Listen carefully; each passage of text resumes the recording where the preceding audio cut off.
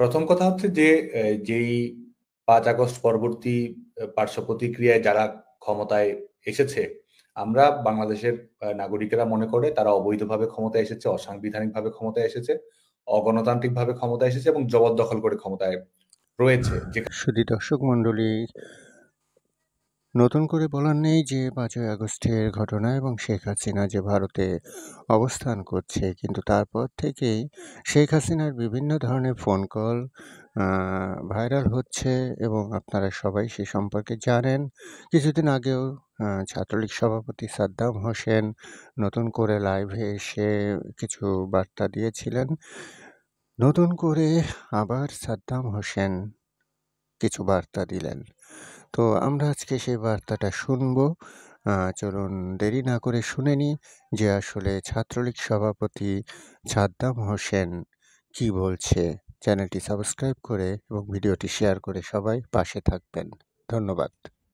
প্রথম কথা হচ্ছে যে যেই ৫ আগস্ট পরবর্তী পার্শ্ব প্রতিক্রিয়ায় যারা ক্ষমতায় এসেছে, আমরা বাংলাদেশের নাগরিকেরা মনে করে তারা অবৈধভাবে ক্ষমতায় এসেছে, অসাংবিধানিকভাবে ক্ষমতায় এসেছে, অগণতান্ত্রিকভাবে ক্ষমতায় এসেছে এবং জবরদখল করে ক্ষমতায় রয়েছে। যে কারণে বাংলাদেশ ছাত্রলীগের কর্মী হিসেবে আমরা যেটা মনে করি যে এই সরকারের বাংলাদেশ ছাত্রলীগের উপর আরোপিত নিষেধাজ্ঞার কোনো বৈধতা, কোনো আইনি ভিত্তি, কোনো নৈতিক ভিত্তি, কোনো যৌক্তিকতা আছে বলে আমরা মনে করি না।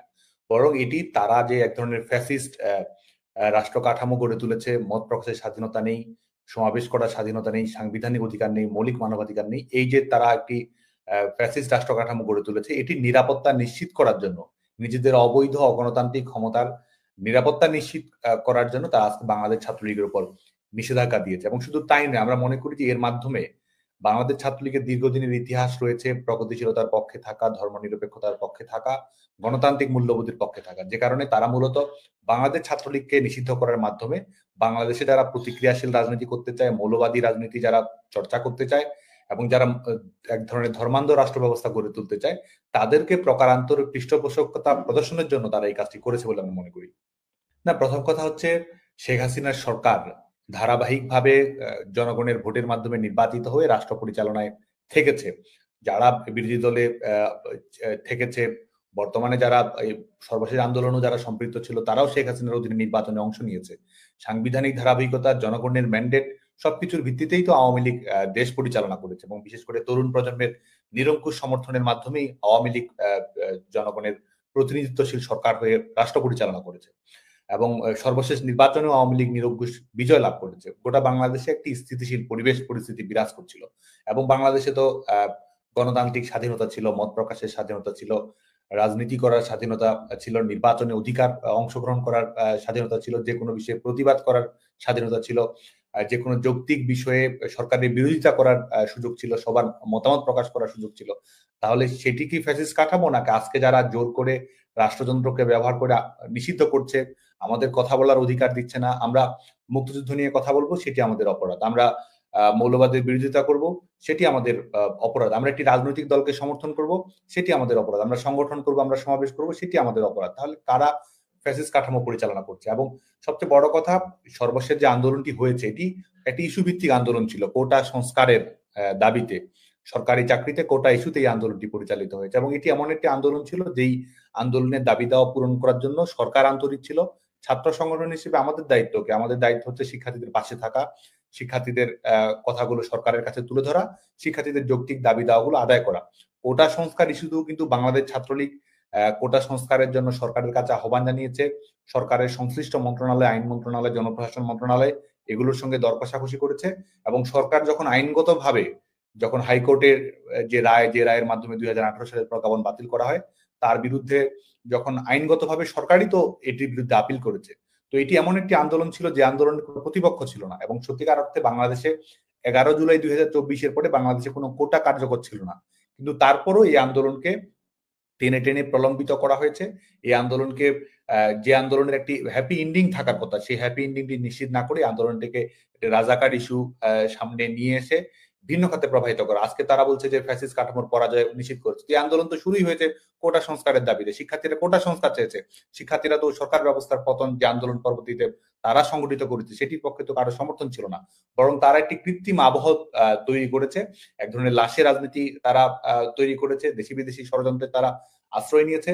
শিক্ষার্থীদের অভ্যন্তরে তাদের প্রশিক্ষিত ক্যাডার, সন্ত্রাসবাদী গোষ্ঠীগুলোর সদস্য, তাদেরকে তারা অন্তর্ভুক্ত করে দিয়ে তাদের দ্বারা তাদের হত্যাকাণ্ড সম্পন্ন করে তার দায়ভার সরকারের উপর চাপিয়ে দিয়ে তারা এই পরিবেশটা কিন্তু তৈরি করেছে। সেটির প্রমাণ কিন্তু আমরা দেখছি। যেমন ধরুন, আপনি জানেন, গোটা পৃথিবীর সামনে যেটা আমরা বলতে চাই, এই সরকার কিন্তু এই জুলাই আগস্ট সময়ে যে সংগঠিত হত্যাকাণ্ডগুলো ঘটেছে, শেখ হাসিনা সরকার তো বিচারিক প্রক্রিয়া নিশ্চিত করার জন্য কাজ করেছিল, জাতিসংঘকে তদন্ত করার আহ্বান জানিয়েছিল, স্বতন্ত্র বিচার বিভাগের তদন্ত কমিটি গঠন করেছিল। আর এই সরকার কি করেছে? এই সরকার ইনডেমনিটি দিয়েছে। তারা অফিসিয়ালি প্রজ্ঞাপন, অফিসিয়াল ডিক্লারেশন দিয়ে বলেছে যে এই সময়ের মধ্যে আন্দোলনকারী যারা এই পুলিশের হত্যাকাণ্ডের সঙ্গে সম্পৃক্ত, ছাত্রলীগ আওয়ামী লীগের নেতা কর্মীদের সঙ্গে হত্যাকাণ্ডে সম্পৃক্ত, তাদের আইনের আওতায় নিয়ে আসা যাবে না, তাদের কোনো বিচারের মুখোমুখি করা যাবে না। এই সরকারই তো সেই ডিক্লারেশন দিয়েছে। এটির মাধ্যমে প্রমাণিত হয় কারা আসলে এই হত্যাকাণ্ডগুলোর সঙ্গে সম্পৃক্ত। শুধু তাই নয়, এই 5 আগস্টের পরে আপনি জানেন যে বাংলাদেশের কারাগারগুলো থেকে যারা আন্ডারওয়ার্ল্ডের সঙ্গে সম্পৃক্ত শীর্ষ সন্ত্রাসী, এবং শুধু তাই নয়, যারা নিষিদ্ধ ঘোষিত সংগঠনগুলোর শীর্ষ পর্যায়ের নেতা এবং যারা প্রতিষ্ঠিত বিশেষ করে মৌলবাদী সন্ত্রাসের সঙ্গে সম্পৃক্ত, তাদেরকে কিন্তু মুক্তি দেওয়া হয়েছে। তো তাদের যোগ সাজসের থেকে কিন্তু এই আন্দোলনকে পরিচালনা করা হয়েছে, আন্দোলনকে ভিন্ন খাতে প্রবাহিত করা হয়েছে বলে আমরা মনে করি। না, বাংলাদেশ ছাত্রলীগ বা বাংলাদেশের বৃহত্তম ছাত্র সংগঠন, বাংলাদেশের শিক্ষার্থীদের সবচেয়ে বেশি প্রতিনিধিত্বকারী সংগঠন হচ্ছে বাংলাদেশ ছাত্রলীগ। বাংলাদেশের ছাত্র রাজনীতিতে নেতিবাচক ঘটনা, অনাকাঙ্ক্ষিত ঘটনা, অপ্রীতিকর ঘটনা নেই সেটি আমি বলবো না। বাংলাদেশের ছাত্র রাজনীতিতে সার্বিকভাবে যে নেতিবাচক উপাদান রয়েছে সেটির কিছু প্রভাব বাংলাদেশ ছাত্রলীগের মধ্যেও পড়ে থাকতে পারে। কিন্তু বাংলাদেশ ছাত্রলীগ সাংগঠনিকভাবে সবসময় এক ধরনের গণতান্ত্রিক মূল্যবোধের রাজনীতি করেছে। এবং আমরা বাংলাদেশে যেটি দীর্ঘ সময় ধরে চর্চিত হয়েছে, পাওয়ার পলিটিক্স, সেই জায়গায় আমরা পলিসি পলিটিক্স এর কথা বলেছি, প্রগ্রেসিভ পলিটিক্স এর কথা বলেছি। ছাত্র রাজনীতিকে আমরা বলেছি যে ভালো কাজের কম্পিটিশন, সেই লক্ষ্যে কিন্তু আমরা কাজ করেছি। ছাত্র সংসদ নির্বাচন যখন অনুষ্ঠিত হয়েছে, ঢাকা বিশ্ববিদ্যালয় অনুষ্ঠিত হয়েছে, বাংলাদেশ ছাত্রলীগ তো নিরঙ্কুশভাবে বিজয়ী হয়েছে। শিক্ষার্থীদের ভোটেই তো 25টি পদের মধ্যে 23টি পদে বিজয়ী হয়েছে। প্রত্যেকটি হল সংসদে বাংলাদেশ ছাত্রলীগ বিজয়ী হয়েছে। এখনো এই মুহূর্তে বাংলাদেশ ছাত্রলীগ, কারণ আমরা কাজ করি আমাদের বিশ্ববিদ্যালয়গুলো যেন গবেষণা বিশ্ববিদ্যালয়ে পরিণত হয়, শিক্ষার্থীরা যেন মানসম্মত ভাবে তাদের আবাসিক ব্যবস্থা, লেখাপড়ার পরিবেশ, প্রযুক্তির ব্যবস্থা, কর্মসংস্থানের সুযোগ তৈরি হওয়া, তাদের দক্ষ মানব সম্পদে পরিণত। বাংলাদেশ ছাত্রলীগের মূল লক্ষ্যই ছিল এই বিষয়গুলোকে কেন্দ্র করে কর্মকাণ্ড পরিচালনা করা। বাংলাদেশ ছাত্রলীগ কিন্তু সেটিই করেছে। বাংলাদেশ ছাত্রলীগ, এবং শুধু তাই নয়, বাংলাদেশের ছাত্র রাজনীতিতে আপনি জানেন যে শেখ হাসিনা সরকার 2008 সাল থেকে ধারাবাহিকভাবে এই দায়িত্ব, বাংলাদেশের দায়িত্বে ছিল, বাংলাদেশের ক্ষমতাসীন ছিল। এর আগে বাংলাদেশের ক্যাম্পাসগুলো যতটা না শিক্ষাঙ্গন ছিল, তার চেয়ে অনেক বেশি রণাঙ্গন ছিল। বাংলাদেশের ক্যাম্পাসগুলোতে সেশন জট ছিল, নির্ধারিত সময়ে লেখাপড়া করার সুযোগ ছিল না, এবং সরকারি চাকরিতে দলীয় ক্যাডারদের সরাসরি নিয়োগ দেওয়া, এই বিষয়গুলো ছিল বাংলাদেশের বাস্তবতা। সেই বাস্তবতা অতিক্রম করে বাংলাদেশের শিক্ষা প্রতিষ্ঠানগুলো গত 15 বছর কিন্তু নির্বিঘ্নে পরিচালিত হয়েছে। এর আগে দেখা গেছে যে মাসের পর মাস ছাত্র সংগঠনগুলোর অভ্যন্তরীণ দ্বন্দ্বের কারণে, সংঘর্ষের কারণে, সহিংসতার কারণে ক্যাম্পাস বন্ধ করতে হয়েছে। গত 15-16 বছরে বাংলাদেশের শিক্ষা প্রতিষ্ঠানগুলো কখনোই বন্ধ করতে হয়নি। নিরঙ্কুশ ভাবে, শান্তিপূর্ণভাবে শিক্ষা প্রতিষ্ঠানের স্বাভাবিক শিক্ষার পরিবেশ কিন্তু অব্যাহত হয়েছে। 4 বছরের অনার্স আগে শেষ করতে 8 বছর লাগতো। আমাদের এই শেখ হাসিনা সরকারের মেয়াদে এবং ছাত্রলীগের ইতিবাচক রাজনীতির কারণে নির্ধারিত সময়ে সবাই লেখাপড়া শেষ করতে পেরেছে, এবং কোনো ধরনের সহিংসতার ঘটনা সাধারণত বাংলাদেশের ক্যাম্পাসগুলোতে এই সময়কালীন ঘটেনি। বরং